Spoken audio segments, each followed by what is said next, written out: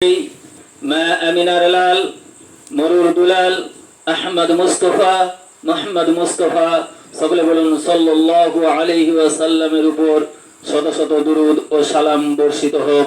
আল্লাহুম্মা সাল্লি আলাইহি আল্লাহুম্মা বারিক আলাইহি।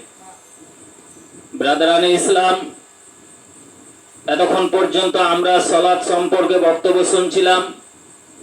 সালাতের গুরুত্ব, সালাত কায়েম করতে গেলে আমরা কি লাভবান হতে পারি, কি কি ফজিলত রয়েছে, এই সম্পর্কে আমরা এতক্ষণ পর্যন্ত বক্তব্য শুনছিলাম। শুধু শুনলেই হবে না, আরে শুনি তো সকলেই, শুধু শুনলে হবে?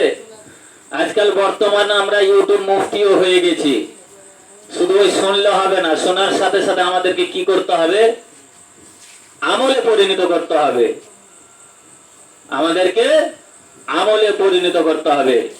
আমরা যদি আমল করি, আমরা যদি কাজে বাস্তবায়ন করি, তাহলে আমরা সাফল্য, তাহলেই আমরা লাভবান। আর যদি শুনলাম, এখানে শুনলাম ওখান দিয়ে বের করলাম, তাহলে আমাদের কোনোই লাভ হবে না।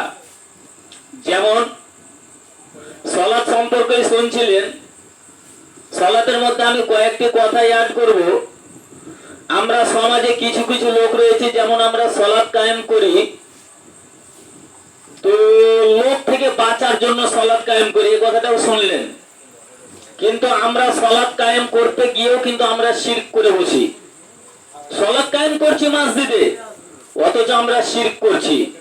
কেমন? যেমন হয়তো আমি সালাত কায়েম করি, কোনো কাজ ক্ষেত্রে আমার সালাতটা ছুটে গেল, জামাতটা ছুটে গেল, জামাত পেলাম না, আমি একাই মসজিদে গেলাম, আমি সালাত কায়েম করতে গেলাম, ডানে দেখলাম বামে দেখলাম কেউ নাই।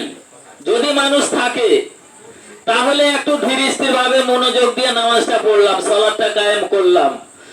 আর যদি কোনো মানুষ না থাকে, যেমন কোন লোককে কোনো কাজ ঠিকা দেওয়া হয়, ওই ঠিকা মারা করে মসজিদে যাবে আর মসজিদ থেকে ঠিকা মেরে চলে আসবে। কেমন?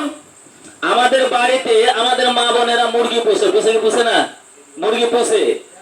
মুরগিতে যদি বাচ্চা উঠায়, তাহলে সেই মুরগিটাকে যদি খুদি খেতে দেয়, খুদি, তো মুরগিকে খুদি খেতে দিলে পারে সে ধীর স্থির ভাবে খায় না? শুধু একবার দিলে ঠাকাম ঠাই, মানে ও লোকমা তুলতেই আছে, মানে কামাই দিবে না, তার রহিম কামাই যেন না যায়।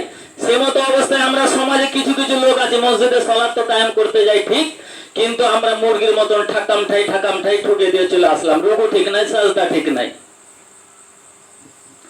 আর আমরা এখন বর্তমান সমাজে যেই সময়টাতে ইবাদত আল্লাহ তাবারক তাআলার কাছে বেশি পছন্দনীয়, ওই সময়টাতে আমরা কিন্তু সালাত কায়েম করতে যাই না। আমরা কোন সময়টাতে সালাত কায়েম করতে যাই?